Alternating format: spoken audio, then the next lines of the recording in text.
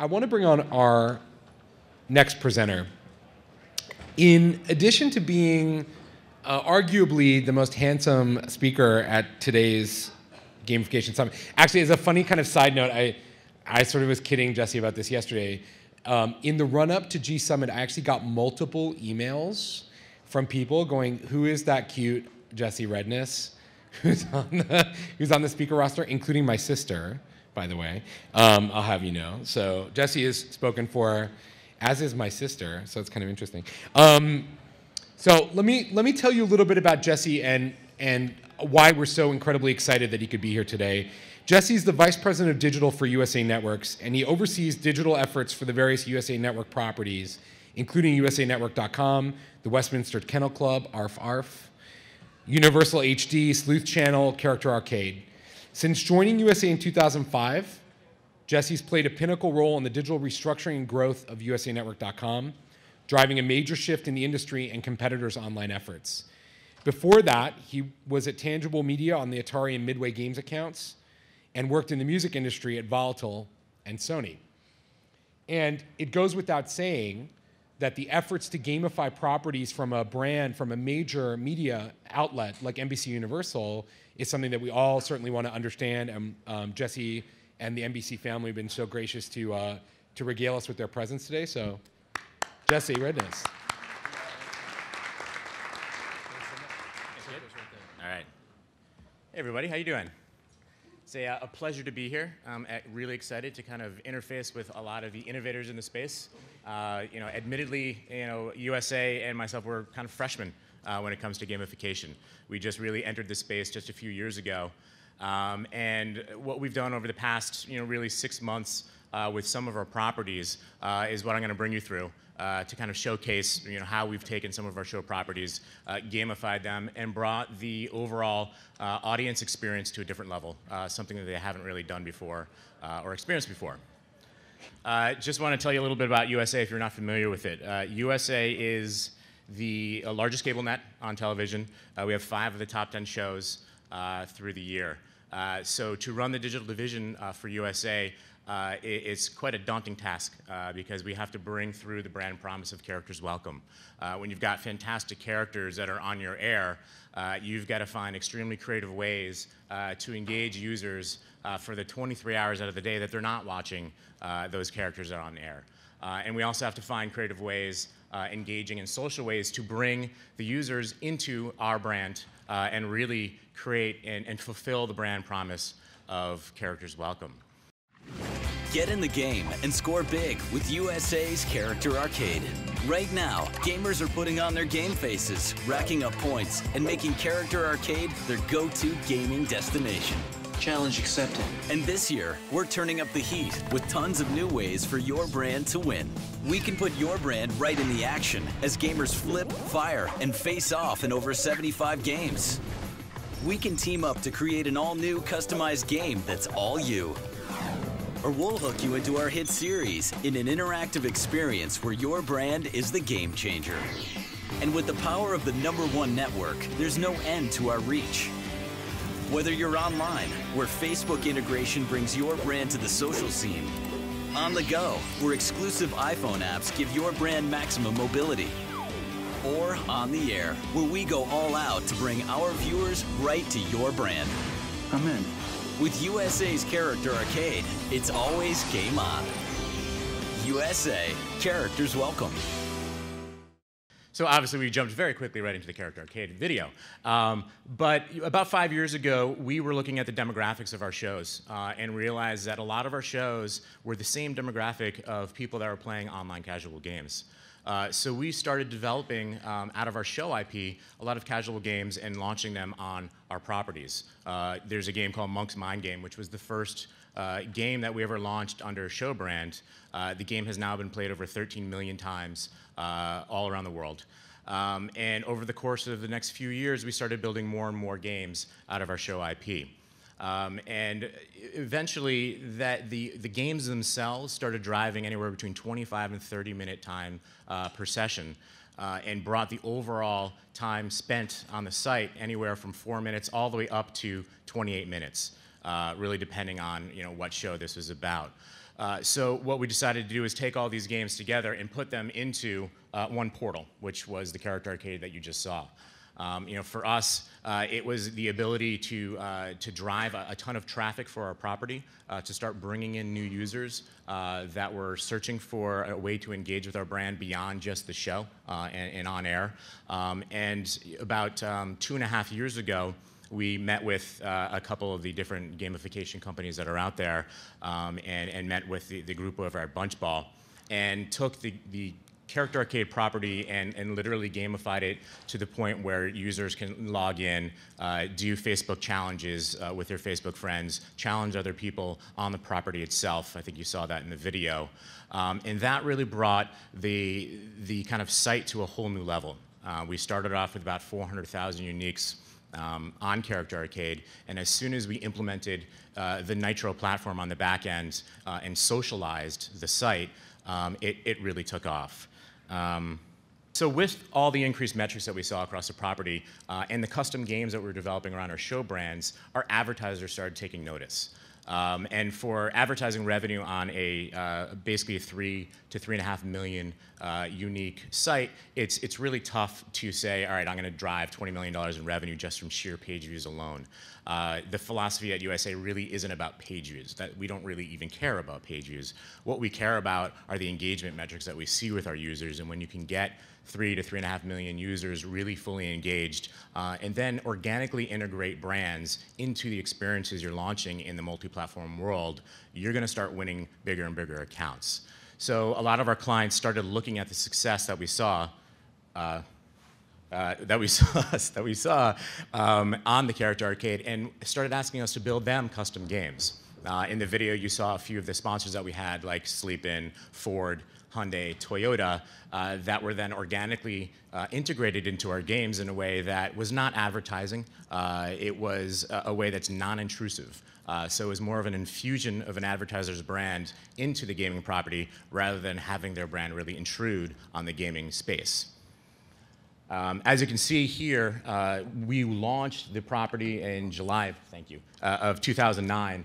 As soon as we did that and gamified the property and created the leaderboards and point systems and redemption systems, the property took off. We went from about 400,000 to a little over 1 million as of the end of December. And as I put here, it looks a lot like the Google stock, which I hope a lot of you own out there. Right now, it currently drives about 50% of overall referring traffic to our core property.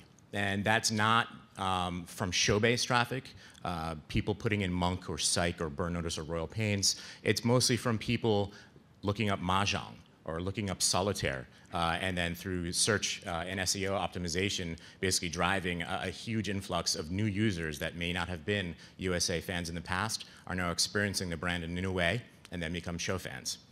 Facebook Connect was also something we implemented when they opened up their API toolkit last year.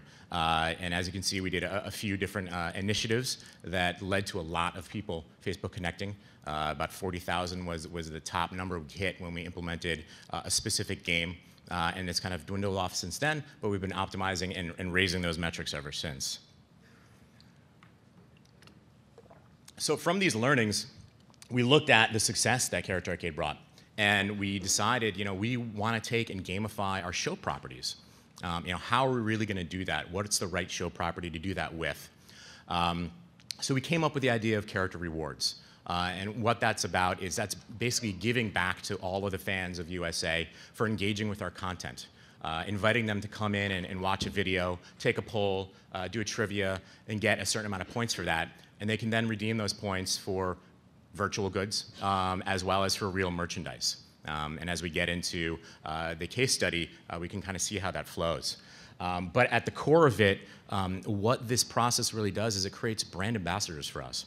And that's really the most important aspect of what we're achieving out of this system, is that we have people that are going to their Facebook pages and saying, I just unlocked an exclusive piece of content for Psych, and they're telling their 400 or 500 friends about the USA brand and about the experience they just had. So that's really the kind of most important goal that we try to achieve with these programs. And as you can see, we've got a lot of programs that we've just started to roll out. Club Psych is the one that I'm going to get into. But we've recently launched Burn Circle, White Collar Society, Covert Affairs, Operatives, and Royal Rewards. If anyone's not familiar, we've got 3 shows that have been launching this week. White Collar was on Tuesday night, and then 2 of them tonight. Fairly Legal is our newest show. So there was my corporate plug right there. Write it down. So just to give you a little bit of background, Psych, we chose Psych because of the demographic of Psych. It has a really strong base in the 18 to 34 demographic, which of course is the strong demographic for Facebook fans for Psych. We had about 1.4 million people in that demographic, and it's pretty much evenly split, 53% female, 47% male. On Wednesday nights, it's the #1 show in that demographic group. So we know we have a really passionate kind of group of installed users here. They dub themselves actually psychos. So it's great to be able to do wordplay when you're launching interactive programs. Online, we do about 22.5 minutes is the average time spent on the Psych property. About 1.5 million Facebook fans. So having that installed user base of people you can talk to immediately and get immediate response, kind of a direct response route using Facebook, is a great way to launch this platform. And we do, about 2 million visits from about 1.3 million uniques through the season. San Francisco Chronicle actually called it one of the wittiest shows on television. If you haven't seen it, it's really funny. It's all about entertainment and fun and banter, which is really what gamification is about. This is what Club Psych looks like. For us, UI is probably one of the most important aspects of launching a campaign. You got to have things that are extremely clean, easy to navigate, easy to find, and figure out what you're supposed to do. I think my team of designers, or the USA team of designers, are fantastic at looking at our brand and figuring out, what's the right approach for our user base and the best way to get some ROI on how we're using design. Utilizing open authorization, it's really easy to just log in with your Facebook, Twitter, Google, Yahoo accounts. We've found it to be the easiest implementation rather than trying to set up your own kind of SSO or identity system. So when we integrated in with the Nitro platform for Psych, we worked very closely with their team, to figure out what is the right UI for gamifying a television property. The idea behind this is that you're pathing users through the Psych experience. You're challenging them to go watch a video and get 100 points, to take a poll and get 50 points, to share a piece of content on Facebook and Twitter and get 200 points. So we're really kind of training them and giving them rewards for interacting with the types of content that we're launching in the space. Again, how it works, as you can see here, the game challenges. Every single week, we have a list of game challenges that are posted on the homepage. We message out through Facebook and Twitter when a new challenge posts. So every day through the week, we're going to launch a new piece of content. And it really drives repeat visits through the roof. We've got kind of the loyal, very loyal fan base of 50,000 people that are going to come back every day, and then you go to the next level and you're going to have the medium loyal fan base that come back a few times a week, and then the people that come back once or twice a month. But through the entire campaign, you have a nice blend, balance between all the different levels that people are coming in and engaging with the overall experience. One of the most important aspects integrated into the platform is the social link capability. And what that does is that allows people to share content, share a game, share a trivia, share a poll on Facebook and Twitter, and we can actually track when somebody posts that and who clicks on that link. So a specific URL is attached to the end of that overall piece of content, so we can track it all back and provide points. To Billy, who posts a video on his Facebook wall, he'll get 50 points for posting it on his wall, but also get 10 points for every single person that clicks on that link back to Club Psych. So the more you share, the more you win.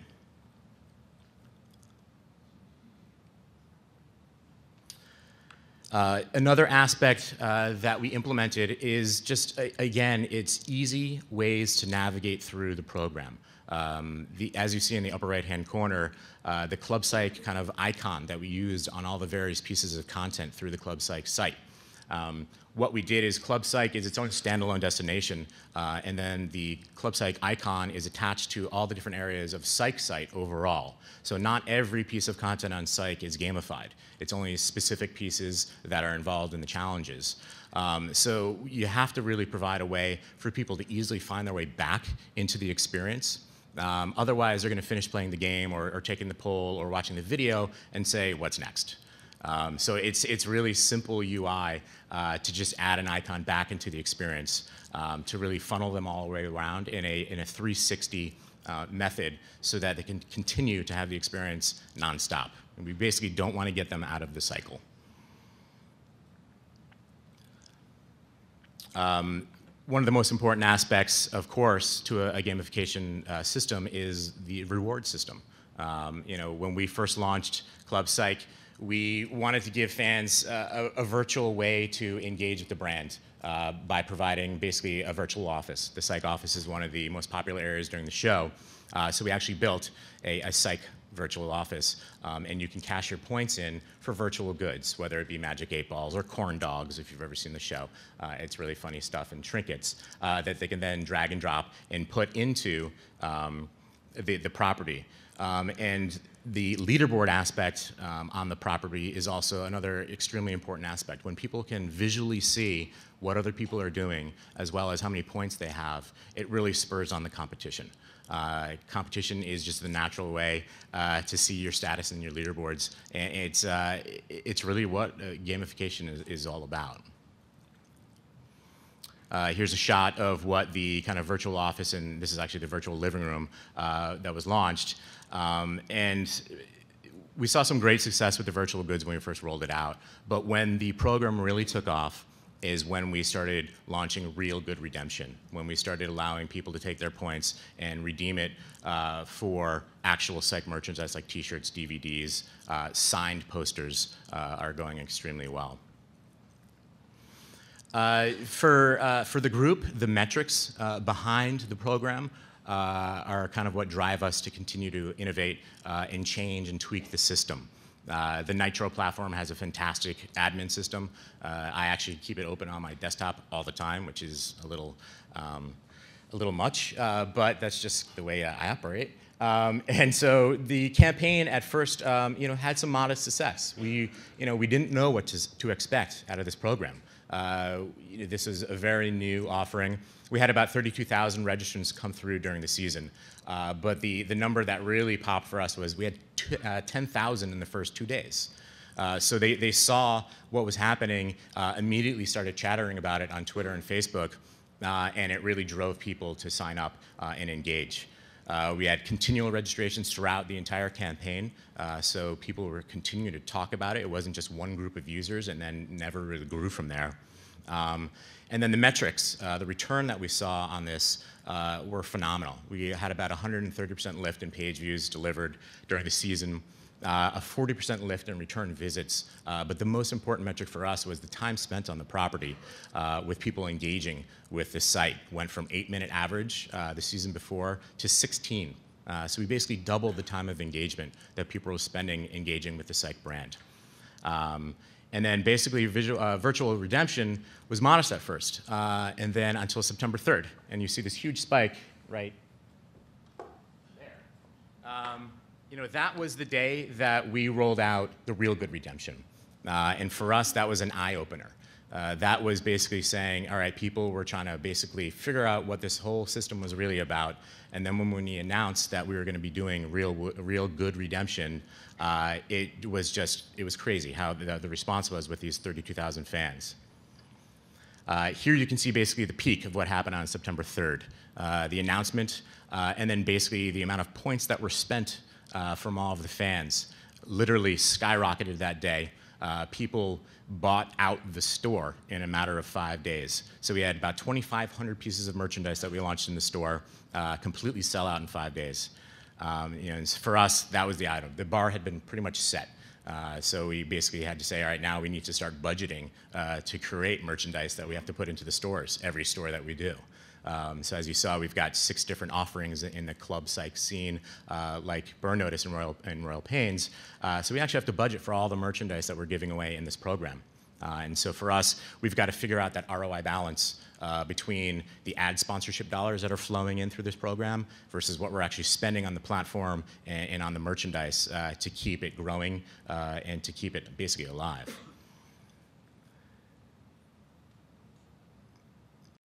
It's time to join Club Psych. Great, that's exactly what we need. Register at clubpsych.com and sign up for Campus Wars to earn points, win cool prizes, and help your school get featured in the show. So what you just saw actually was the 20-second spot that we aired during the season of Psych. The results you saw for the first part were the initial kind of proof of concept results for the summer season of Psych. And during the fall, we basically kind of re-strategized how we wanted to approach the market. Our marketing and promotional team decided that we really need to kind of attract a stronger 18 to 34 demographic. And what they did is they put together a college campus tour that went to 10 college campuses across the country, some of the biggest college campuses like Florida State and Arizona, and brought the cast of Psych with them to do basically a symposium, a 2-hour symposium, joking around, talking about the show, getting fans involved. We expected to have, maybe 300 or 400 students per college show up. In the end, we had 2,000 to 3,000 students per college show up. So it was basically a feeding frenzy. We didn't really realize that Psych was so popular in the college scene. So when we started seeing this happen, we decided to change our strategy with Club Psych and actually do a college approach. And so what we did is we launched Campus Wars. And what it allows people to do is, as a college student or alum, you can join your team being your school, and engage with Psych throughout the season, earn points for your school.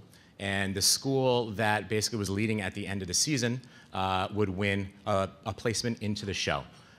So basically, whether it's on their college campus, somebody was going to be wearing their sweatshirt. We didn't really know how we were going to integrate it yet. We just wanted to offer them an integration point into the on-air end product. And it went fantastically well. I think we had about 1,100 different colleges sign up from about 12,000 different students. In the end, Brigham Young University won. They had 1,500 students sign up from BYU. I'm not sure if anyone knows how big BYU is. Does anybody know? 27,000. Yeah, there we go. So to have about 5% of the student staff log in and join this system, that's some real power. We knew we had something special going on with this program.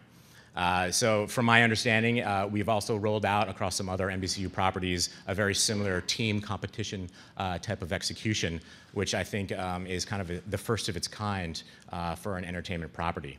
And I've heard that's going very well for Bravo. Another aspect for the Psych property is bringing gamification to multi-platform. What we launched right before Thanksgiving for the finale of Psych was an application called Psych Vision. And what it does is it integrates your Club Psych profile in with Get Glue, check-in functionality, to help promote live viewing, so that while you're watching the show, you can check in, utilize a keyword, enter that keyword when you check in to unlock exclusive content, like webisodes, pictures, BTS footage that you can't find anywhere else. It also integrates in something called Chatter, which funnels in all the Twitter and Facebook feeds, and then ties in our gamified platform in Club Psych, so that every single time you interact with the application, you're earning points for your Club Psych profile. We have a couple shots here of what it looked like on air. So while you're watching the show, you'll see the keyword Henry that you're going to enter in the application. And really what it does is you're only shown that keyword during the live show. For us, ratings are paramount at the end of the day. So this is trying to help push live viewing of our shows. A couple screenshots of what the application looks like. Your Club Psych profile, the Get Glue check-in I'm watching. It gets pushed out into the social sphere as soon as you check in with your keyword. And then your piece of unlocked content. Overall, metrics so far, we've got about 65,000 registrants through the end of the winter season. Now, keep in mind that this is just one execution. We have 14 shows that we're rolling out across this year. So for us to have one property at 65, we're really excited about the total metrics we can see across the entire character rewards program. We gave away about 6,000 pieces of Psych merchandise. We were very profitable on the overall execution, meaning that ad sponsors were really loving the program. So we were able to make some real money from this and not lose it by spending more merchandise. We had about 25,000 app installs. Again, we launched the app the day before the finale. It was ill-timed, but sometimes the Apple funnel slows you down, and you kind of have to roll with it. So we're going to push it even further and take this similar platform and launch it across all of the USA shows. It also led to the highest traffic in history for the core property, and about a 40%, and this is the most important thing for us, it drove not just the Psych, Club Psych execution, but the entire campaign of the college tour, the digital efforts, social efforts with that demographic. It drove a 40% increase in the 18 to 34 demographic for the on-air ratings. 40%. That's huge. The metric you saw before was 1.4 million people in that demographic. So it drove an even higher rate to be the #1 show on television for that night, up against some very popular MTV shows. That kind of is the case study. So I wanted to open it up for some questions for anybody that had them. There are mics are down here at the front if you have questions for Jesse. No? Come down to the mics. I have a pretty loud voice, so did you see a bump rating? Wait, did you level up so you can stand and ask questions from the chair? No, come down, so people can hear you. Just following up on your last bullet point there, you can attribute that whole 40% to these efforts versus just advertising or any other efforts? Well, yeah, I mean, as I caveated, I think that the efforts we did with that 18 to 34 demographic across the board, both the college tour itself, coupled with the social efforts and Club Psych combined, drove that 40% increase. I don't want to attribute just to this, as much as I would like to. I don't think it was just that. Okay, cool. Hey, how you doing? So did it bump ratings? Yeah, I mean, when you see a 40% increase in a demographic like the 18 to 34 demographic, it bumps the ratings. Overall, the ratings for most of the cable industry are a little bit softer than they were the year before. Mm-hmm. Psych was actually a lot stronger than it was same time last year. So for us, we saw that as a big win. It actually shows up in the book, like a point whatever? It actually shows up in the book. Psych usually pulls in at about a 2.8. Good. Yeah. Thanks. Hi there. Just a question, how does the increased engagement, increased page views, and increased time spent on site split up between the mini games and the rest of the platform? So how much do the people actually engage more just because they're playing the mini games and the other because they're engaging with the gamified bit, so to speak? Sure. So we basically found out that the 65,000 people that were fully engaged in the Club Psych offering and going through the whole Psych site to go engage with the games and the profile and the trivia, we're probably driving about 40% of the overall traffic. Before that, before Club Psych, we were doing maybe 15 million page views during a season from maybe 2 million visits. That number escalated. Page views almost doubled because people were spending so much time playing the games, watching the video, and taking the trivia and polls. And then it also spurred on more repeat visits because you are asking them to come back numerous times throughout the week. Basically, the frequency rate increased 10 times. But how much of that increased time actually goes to playing the mini games and not the challenges or the contests or the sweepstakes? Yeah, so you're basically breaking out just the games. Yeah. We haven't drilled down to just games specifically, but if you look at the content, you can go watch a video. It could be a 45-minute episode. Go watch the episode of Psych. It could be a 8-minute behind-the-scenes webisode. Some of the mini games can last anywhere from a 7-minute experience to a 35-minute experience. It's kind of really hard to attribute specifically just the mini games. What it helped do, it was balance the overall experience and interaction with all the content, not just drive to one specific piece of content. Sorry, so I had a really simple question. So did any of the content partners or advertisers actually have concerns that the game actually took attention away from the content on screen when it's a live broadcast? So in a sense, when you did something like a live tie-in, did people start there and then kind of stop looking at the content and start playing the game online? And was that ever a legitimate? So yes, that's always a big concern. And the way that we've actually approached that is when you see the spot on air driving people to the experience, we actually put that in the last spot of the show. So basically right before you get to the credits, you're seeing this drive to go online. And of course we did that because we didn't want to detract away from the live on-air viewing. We wanted to extend their overall exposure with our brand. So bring them from the hour that we have them on air to now 2 or 3 hours that they can do online. Advertisers were smart about it. They were advertising on air, and then basically we would launch all of the new content. The new challenges would be timed. So if a show ended at 10, at 10:01, we were launching all the new content on Club Psych. So just a quick tie into that. Do you see that going across all demographics, or are you kind of targeting the youth audience right now? Well, we saw the strongest response from the youth audience, but we're actually seeing a lot of the older demographics coming into this experience. I think you're seeing that across every single casual and social game experience, is that it is very age and gender neutral right now. There's not a specific 18 to 34-year-old demographic that's huge in casual and social gaming. It's very balanced. So we're seeing a very similar outcome in this experience too. So this will be the last question over here. Sorry, So guys. I'm a really huge fan of Burn Notice, and something that I like about USA Networks is that you guys focus on creating this narrative universe where all the characters interact with each other regardless of the fact that they're on separate shows. Yeah. And so what I've been seeing so far is, for example, the Psych Club, you're focusing on the Psych characters themselves.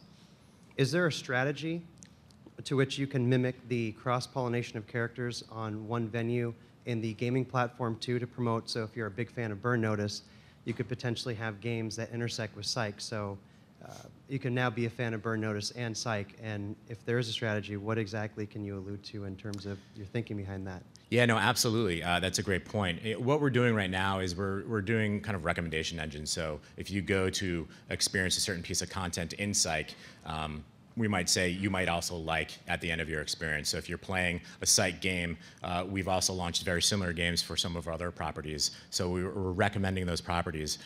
For the specific kind of Club Psych executions, we try to keep it very brand specific and very show specific, because the producers and writers, those are their babies. So when you start pollinating other shows into that digital experience, a lot of them get a little upset. So we try to keep the online experience as pure as possible for those real engaged fans, the psychos, the burners for Burn Notice.